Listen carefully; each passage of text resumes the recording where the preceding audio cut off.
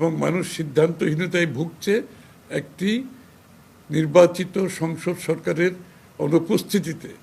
বাংলাদেশ বিভিন্ন সিদ্ধান্তহীনতায় ভুগছে।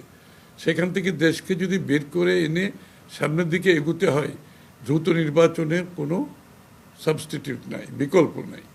এবং আমি বলছি, দেশনেত্রী বেগম খালেদা জিয়া প্রথম ব্যক্তি হবেন যিনি চাইবেন দ্রুত নির্বাচনের মাধ্যমে দেশে গণতান্ত্রিক অর্ডার ফিরিয়ে আনা, মানুষের মালিকানা অধিকার এবং মালিকানা ফিরিয়ে আনা, যার জন্য উনি নিজেও আজকে মৃত্যুর সম্মুখীন। এই আন্দোলনের কারণে উনি এই ত্যাগের মাধ্যমে উনি জেল খেটে আজকে নিজে জীবন মৃত্যুর সাথে লড়ছেন। উনিও চাইবেন দ্রুত নির্বাচনের মাধ্যমে বাংলাদেশের অধিকার, মানুষের অধিকার ফিরিয়ে দাও, গণতান্ত্রিক অর্ডার ফিরিয়ে জনগণের নির্বাচিত সংসদ সরকারের মাধ্যমে দেশটা এগিয়ে যাক। ম্যাডামের স্বাস্থ্যের অবস্থাটা এখন কোন পর্যায়ে আছে? আসলে কি গতকাল কোনো এন্ডোস্কোপি করা হয়েছে? সেটা আমি মেডিকেল সাইডের মন্তব্যটা আমি না করাই ভালো, কারণ এগুলো খুব টেকনিক্যাল সাবজেক্ট। আমি অবগত না। এটা বোধহয় ওনার সাথে যারা ডাক্তাররা আছে ওনারা মন্তব্য করা ভালো। তবে উনি ডাক্তারদের মতামতের পরিপ্রেক্ষিতে ওনার বিদেশ যাওয়াটা নির্ভর করছে।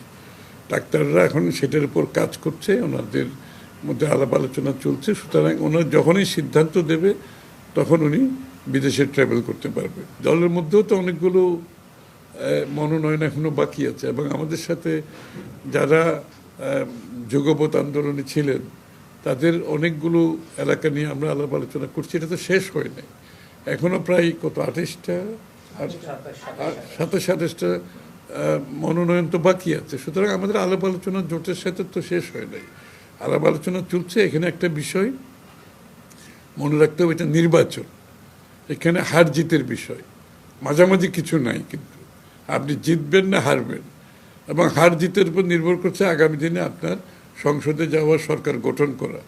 সুতরাং বিষয়টা অত্যন্ত গুরুত্বপূর্ণ।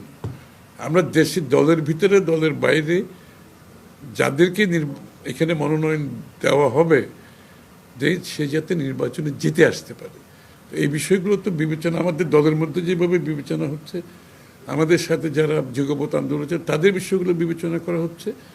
তার মাধ্যমে এটা সিদ্ধান্ত আসা হবে, এবং আমরা চেষ্টা করছি যত তাড়াতাড়ি এটা শেষ করা যায়। প্রতীকের ব্যাপারে কোনো ধরনের বাধাগ্রস্ত করা ঠিক না। যেটা আরপিওতে করেছে এটার সাথে আমরা বিএনপি একমত না।